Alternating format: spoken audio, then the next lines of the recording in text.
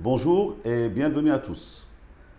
On est ravis de vous retrouver encore une fois dans le cadre de ces capsules pour parler aujourd'hui de la protection pénale de l'information financière sur le marché boursier. Donc vous constatez avec moi que ce sujet est en lien direct avec les grands scandales financiers d'origine criminelle et les retombées négatives qu'ils peuvent avoir sur l'économie publique. L'histoire est d'ailleurs jalonnée, parsemée d'affaires célèbres qui ont souvent une portée transnationale.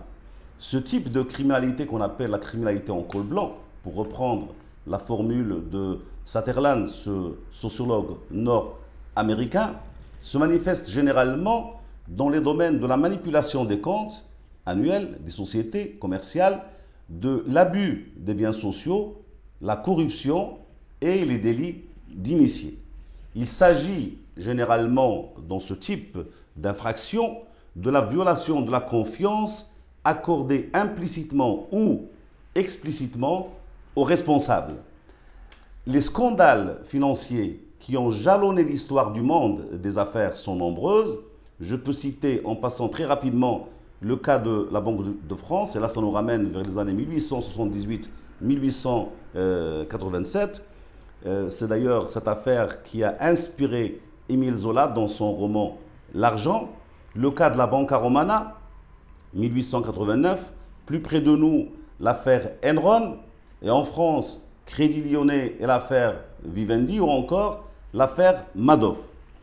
On constate en fait, en lisant un peu l'information relative à ces scandales, qu'il y a une relation entre comptabilité, information et scandale financier qui s'impose à nous. La question est de savoir, est-ce que les pouvoirs publics ont mis en place un système législatif suffisant pour protéger l'investisseur? Pour répondre à nos questions, j'ai invité un de mes anciens étudiants et amis. Il s'agit de M. Walid Badier, qui est docteur en droit, professeur visiteur aux universités de droit et responsable au sein de l'administration des douanes et impôts indirects. C'est pour vous dire qu'il est très bien placé pour traiter de ce sujet. Je vous dis, vous êtes le bienvenu, Si Walid. Merci, honorable professeur. Je suis ravi de participer à ces capsules que j'ai suivies d'ailleurs avec beaucoup d'intérêt durant le mois de Ramadan. L'idée est vraiment innovante et très constructive. Je vous en remercie. Je vous remercie à mon tour et je vous souhaite la bienvenue. Merci pour votre participation. Alors, pour pouvoir un peu répondre aux questions des gens qui nous suivent, je voudrais d'abord que vous nous déterminiez le contenu de l'information financière. Donc, il faut d'abord signaler que, s'agissant des sociétés cotées en bourse, l'information financière n'intéresse plus les seuls actionnaires, mais plutôt le public tout entier. Car tout le monde devient un potentiel actionnaire à qui l'information financière servira pour évaluer les actions de la société cotée et d'apprécier l'opportunité d'effectuer des investissements.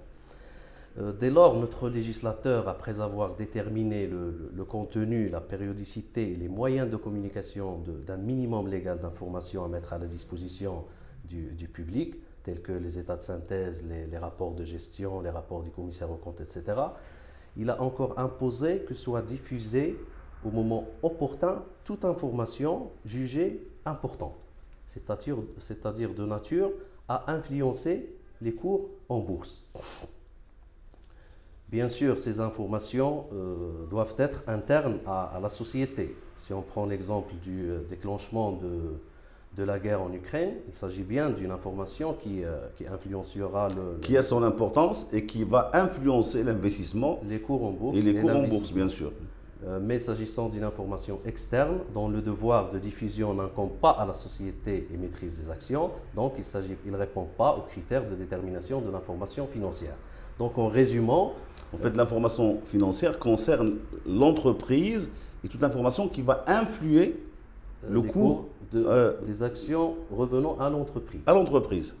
Très bien. Donc en fait, l'information, on sait ce que c'est, et en fait l'objectif du législateur, c'est quoi? c'est d'assurer une certaine égalité. Égalité devant l'information. Devant l'information. Alors, ce but est atteint, n'est pas atteint, il y a des difficultés à mettre en œuvre tout le système. Quelles sont les formes d'atteinte justement à ce principe de l'égalité d'accès à l'information? Donc, partons toujours de ce principe que vous avez cité, celui de l'égalité devant l'information. L'atteinte à cette règle peut prendre généralement deux formes. Ou bien l'exploitation d'une inégalité informationnelle préexistante, ou bien la création artificielle d'une telle inégalité. Donc, pour l'exploitation de l'inégalité informationnelle préexistante, on peut prendre l'exemple classique des dirigeants des entreprises ou des sociétés cotées qui disposent de nature de leur fonction des informations dites privilégiées sur la situation de l'entreprise.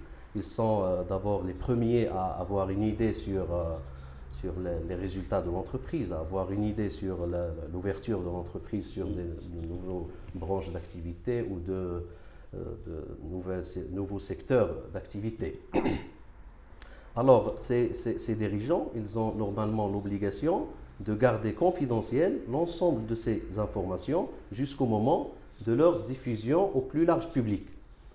Et si par contre ces personnes décident d'en profiter, c'est-à-dire avant la divulgation, c'est-à-dire de réaliser des opérations sur le marché pour leur propre compte ou pour le compte de leurs proches, ou les communiquer indûment à des tierces personnes pour s'enrichir au détriment d'autrui finalement, alors, cela tombe sous le coup de l'interdiction. Oui, alors ici ils ont exploité l'inégalité informationnelle qui a été à leur faveur et tombent de ce fait sous le coup de la qualification pénale du délit d'initié ou de communication d'informations privilégiées instaurée bien sûr par le législateur. Justement, c'est ça. En fait, les délits, ça, si on veut les résumer ou faire un inventaire des délits.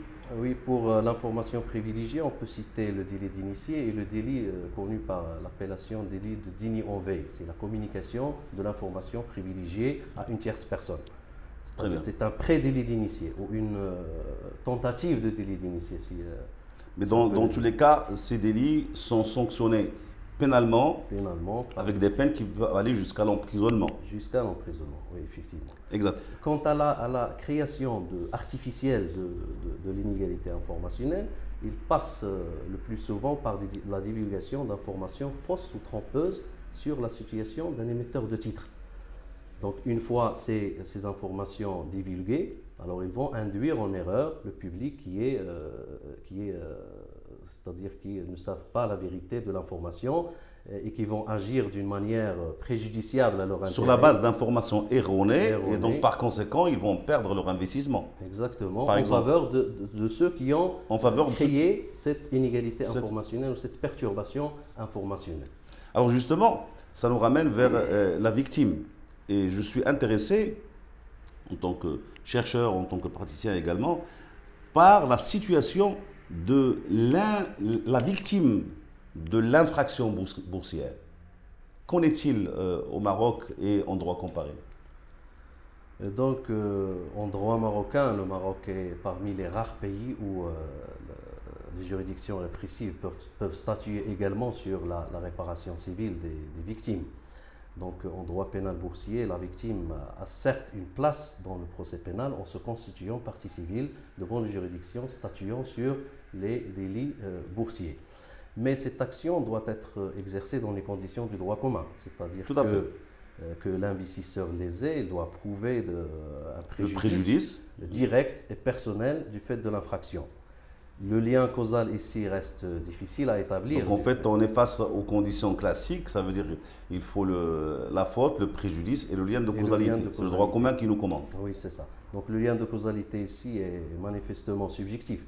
Alors pour les solutions jurisprudentielles des pays avancés en la matière, ils avaient toujours vocation à accepter que ce lien soit établi du seul fait de la preuve de l'effet de l'infraction sur les cours, sans pour autant rentrer dans les détails subjectifs de ce lien causal. C'est-à-dire qu'ils ouvrent la voie en fait à plus de protection. De protection et de flexibilité. Donc sur un autre côté, la répartition du préjudice boursier sur l'ensemble des investisseurs, qui peuvent être des milliers, affaiblit ce dommage. car le préjudice subi individuellement par un investisseur reste minime par rapport au coût de la procédure et au coût de l'établissement de la preuve. Et d'ailleurs, en droit procédural marocain, chaque investisseur doit rester en justice individuellement. C'est-à-dire qu'ils ne peuvent pas se mettre en groupe. Oui, les actions de groupe ne sont pas encore reconnues au Maroc. Donc en fait, la victime peut prétendre à des dommages et intérêts, mais à titre individuel. À titre individuel. Si on prend l'exemple des États-Unis. Oui, l'exemple des États-Unis, elle est très connue en la matière. Ils ont instauré ce qu'on appelle les class action, qui sont des actions en représentativité où l'avocat d'un seul ou d'une seule victime peut représenter dans un seul procès l'ensemble des investisseurs lésés par une seule action devant la justice. C'est-à-dire une seule action peut couvrir l'intérêt des autres victimes. Des autres victimes. Alors on n'a pas ça au Maroc pour l'instant. Non, il y a beaucoup d'ailleurs, excuse-moi, oui. il y a beaucoup de règles procédurales qui freinent la reconnaissance des actions de groupe, telles que le principe de l'intérêt à agir, les difficultés. Pas d'intérêt, pas d'action. Pas d'action, nul ne plaide par procureur, et la règle ou le principe de l'autorité de la chose jugée. La confrontation de ces règles et ces constats au préjudice boursier d'un investisseur permet d'expliquer l'absence de toute affaire de cette nature sur la scène pénale au Maroc. Alors, vous avez travaillé sur le sujet, vous êtes praticien de la matière. Est-ce que vous avez des recommandations particulières? Oui, effectivement, l'étude de cette problématique liée à la protection pénale de l'information financière a permis de constater que l'approche incriminatrice est très développée au Maroc, c'est-à-dire par la sanction pénale de tout agissement, de toute action ayant pour résultat de rompre l'égalité devant l'information. Mais la place de la victime, c'est-à-dire reste sans mesure d'accompagnement. Il n'y a aucune dérogation pour les cas d'espèce, mais il est fortement recommandé que notre législateur se saisit la question de revoir le statut de la victime en la matière, en reconnaissant bien sûr les actions de groupe notamment. Exact. Donc votre recommandation en fait, c'est de développer une législation spécifique pour assurer une protection de la victime potentielle. Potentielle, oui. En permettant l'action de groupe. L'action de groupe, comme ça on peut même bénéficier de l'effet dissuasif de la réparation du préjudice. Car même s'il s'agit d'une action civile, il a un effet dissuasif pour la protection finalement comme souhaité par notre législateur. Eh bien, je crois qu'on a fait le tour requis dans le cadre de ces capsules. Je vous remercie, Si Walid, pour ces explications. Et avant de nous quitter, je voudrais vous ouvrir cette petite chronique littéraire pour vous poser la question concernant vos lectures en ce moment, en dehors de votre profession et en dehors du droit. Okay, donc, à part l'actualité juridique qui fait partie de mes devoirs en tant que responsable de l'administration des douanes, donc je viens d'achever la lecture d'un livre intitulé « Vivre ensemble au Maroc », écrit à deux mains par ses auteurs Mouhan Naji et Jean-Marie Simon, édition Dar Al-Massal, avec le concours du ministère chargé des Marocains résidant à l'étranger. Alors je le présente comme ça, on peut le voir. Alors pour donc, les deux auteurs ont essayé de rappeler à travers une multitude d'exemples et des cas d'espèces les traits d'hospitalité ayant jalonné l'histoire du Maroc vis-à-vis l'histoire des Marocains vis-à-vis de leurs concitoyens et vis-à-vis des étrangers. Je cite l'exemple cité par les deux auteurs, celui de l'hospitalité marocaine vis-à-vis de l'immigration subsaharienne, qui s'est traduite finalement par une réforme législative pour la reconnaissance de certains droits à ces personnes. Donc j'invite vivement à la lecture. À découvrir l'ouvrage. D'ailleurs, c'est un ouvrage, en réalité, je me suis un peu intéressé, j'ai lu quelques passages également. C'est d'attirer le lecteur sur le rôle que joue le Maroc dans les domaines de la tolérance et du vivre ensemble. Ce que j'ai compris, c'est que l'objectif finalement, c'est de faire connaître les valeurs traditionnelles de l'hospitalité, de l'ouverture et de la générosité chez les Marocains dans leur diversité. Donc, c'est un ouvrage qui est sur le marché. On le trouve à la librairie Chatr, d'ailleurs, chez notre ami le Hajj Chatr. On vous invite à le lire et vous serez fiers de votre marocanité.